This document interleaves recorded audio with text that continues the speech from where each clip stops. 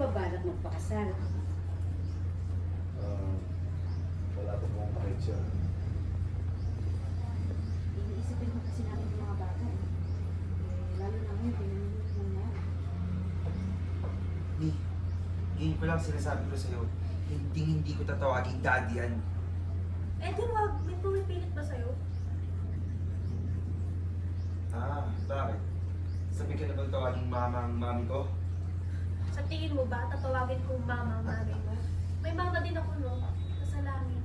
Eh, tatay mo. Mapauna na yun. Nakumuspeto naman.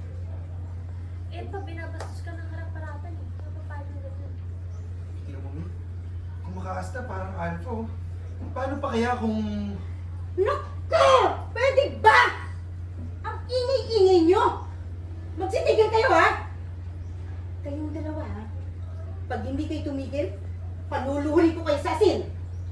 At pag hindi nyo tinikom yung mga bibig nyo, pakakainin ko kayo ng sili. Siling labuyo!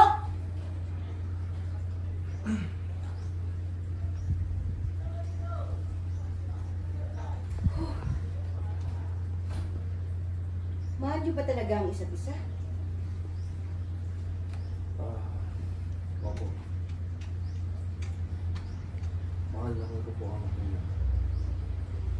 Kaya po kung mamakapatin mo, hingin ko po yung basbas ninyo para makasabi po si Sophie. Eh, ikaw naman, Iha. Mahal mo ba si Marcelo? Hingin ko po yung basbas ninyo para pakasalamat po si Sophie. Ayos yung kuya ko ha. Parang artista ka sa pinilakang tabing kuya. Quiet naman.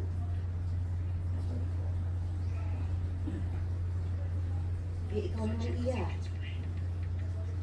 Mahal mo ba talaga itong si Marcelo?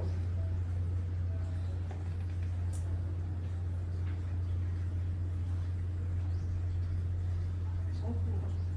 Mahal ko po. Sorry anak. Nagpapakatotoo lang naman ako. Teka lang, Sofia. Bakit ka humihingi ng paumagi dito sa anak mo? Eh, sa'yo lang